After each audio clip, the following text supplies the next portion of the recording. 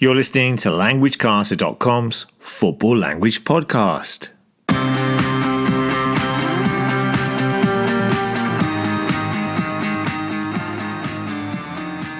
Hello and welcome to the show for everyone who wants to practice their English and who loves the beautiful game of football. My name is Damien and I'm in London where the weather is actually quite nice. Not too hot, but we also have some blue skies. How is the weather where you are at the moment? I've been watching the Olympics from Paris and seen some really very hot days there. And I wonder what the temperature is in Tokyo, Japan at the moment, where of course the other member of the Learn English Through Football team, Damon, is living. Você está escutando LanguageCaster.com. It's good to be back after our short break. The pre-season seems to be getting shorter each year. It seems like only yesterday that Spain were winning their fourth European Championship title. What was your favourite moment from that tournament? Can you remember who scored the best goal? Or which team had the best defensive record? Or what was the dirtiest game at the finals? We discussed some of these in our last podcast, which was a review of the Euro 2024 competition. 您现在听的是 LanguageCaster.com. Now, I hope you're all doing well and enjoying the Olympics. What sports are you watching? What new sports language have you learned? I have been watching the BMX and have learned what a double tail whip is. Check it out online. I can't explain it. It's amazing. Now, on today's show, we are going to look at some language from the Olympic football tournament. And we're also going to have some predictions for some of the big games that took place at the weekend, including the Olympic finals and the Community Shield. Vous écoutez LanguageCaster.com. Yes, you are listening to LanguageCaster's Learn English Through Football podcast, and that message was in French. Now, I've been watching lots of the football at the Olympics, which has been thrilling and at times rather controversial. The France versus Argentina men's quarterfinal match was a real grudge game. We've explained this phrase in a recent post. While there was controversy after a pitch invasion and a disallowed goal in the group stage game between Morocco and Argentina. Both the men's and women's finals took place this weekend. The men's final between France and Spain took place on Friday, with Spain taking the gold. And the women's gold medal match took place on Saturday, the US side winning the gold there. Let's have a look at the phrase to take place. To take place means that something is going to happen or to occur. So we can say that the women's final took place on Saturday. There are lots of other phrases that use the verb take in football, including take on, which has many different meanings.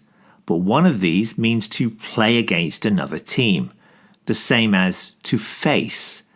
So Brazil took on the USA in the women's final, and France took on Spain in the men's final. And this gold medal match took place on Friday.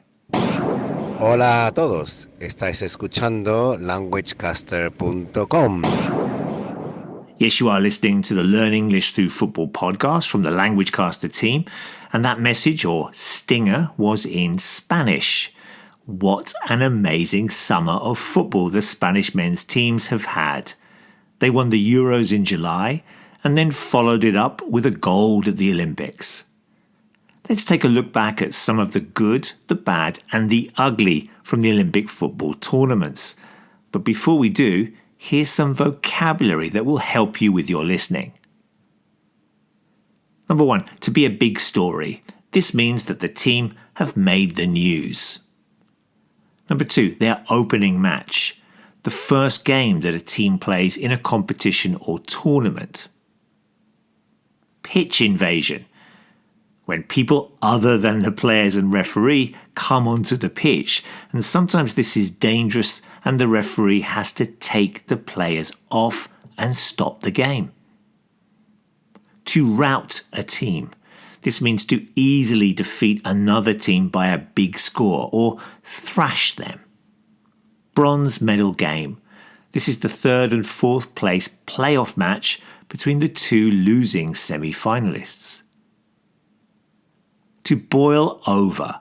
This means that a game was full of tension and eventually or finally the players end up fighting. To be banned. To not be allowed to play or to manage in football. To spy on. This means to illegally try and find information from an opponent. To be docked 6 points. To lose 6 points as a penalty. Another phrase here is points deduction. And the last one is to be fined. And this means to have to pay money as a punishment for bad behaviour. Okay, listen out for some of those phrases as we look at the good, the bad, and the ugly.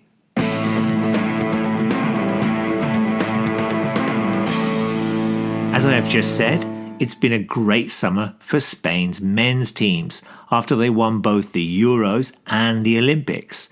Fantastic wins for the Spanish. It's also been a great tournament for the new US women's national team manager, Emma Hayes, whose US side defeated Brazil in the final to win gold. But in the men's competition, Morocco have also been a big story. They defeated Argentina in their opening match, a game in which the players left the pitch for 2 hours after a pitch invasion, before then defeating Iraq to finish top of their group.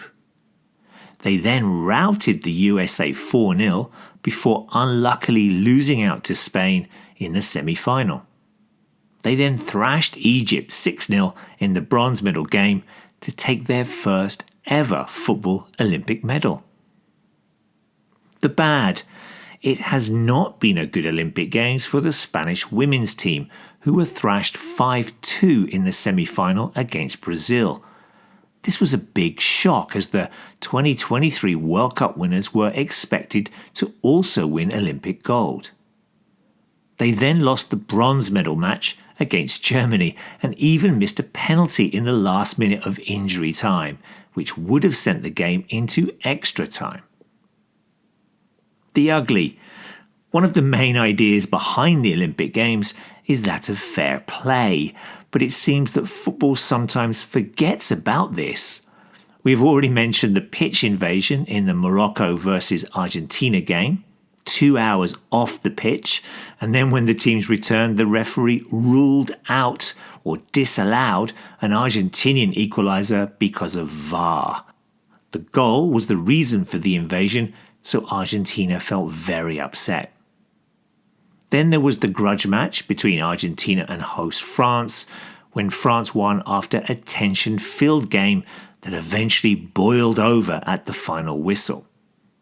But perhaps the biggest scandal in the football tournaments involved the manager of the Canadian women's team, Bev Priestman.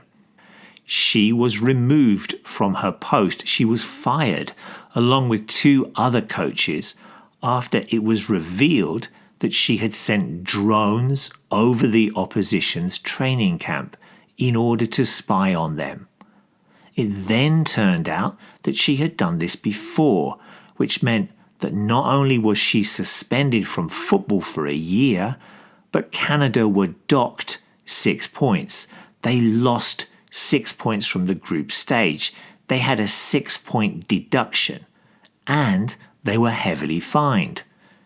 Remarkably, the Canadian team still managed to make it through to the knockout stage, but this story was an ugly one indeed.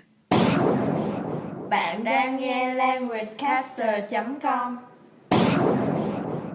Now, as regular listeners will know, we often run predictions competitions here on the Learn English Through Football podcast.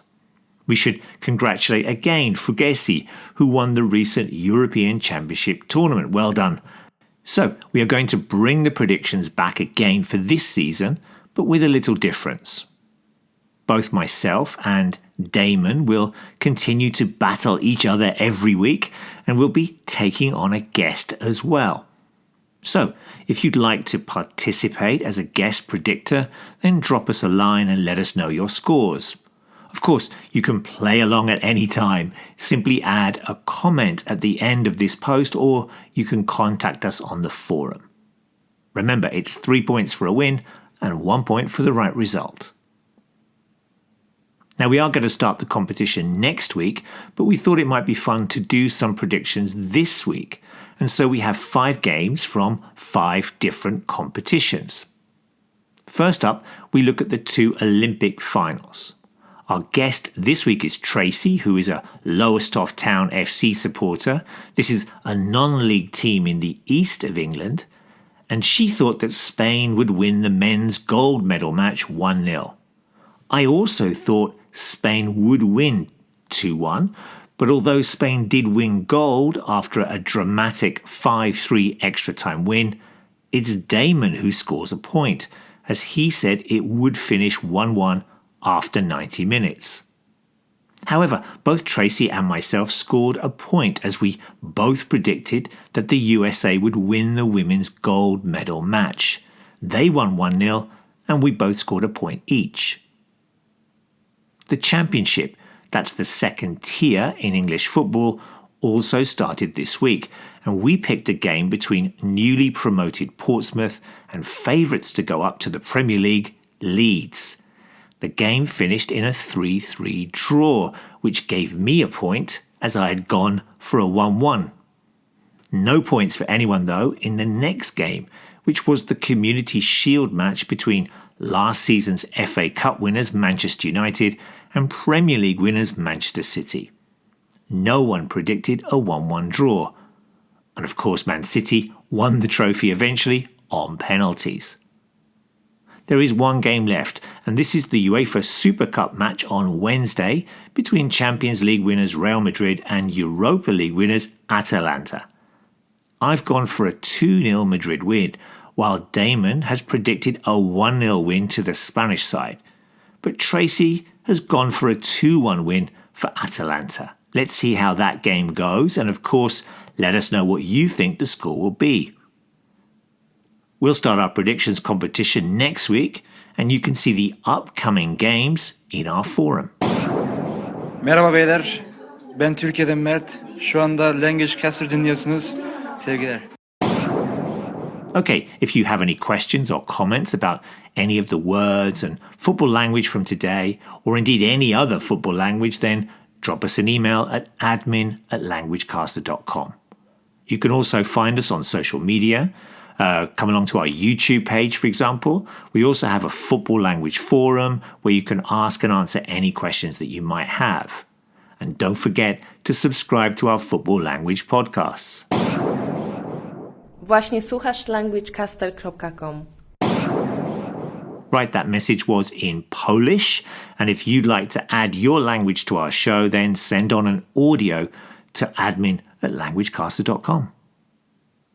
Okay, that's it for this podcast, in which we look back at some of the good, the bad, and the ugly stories from the Olympic football tournaments. We also looked at the phrases to take on and to take place. Let us know if you hear any of the phrases from today's show, of course in any language. Enjoy all the football this week. Don't forget the UEFA Super Cup, and we'll be back on Thursday with some more football language. Bye-bye.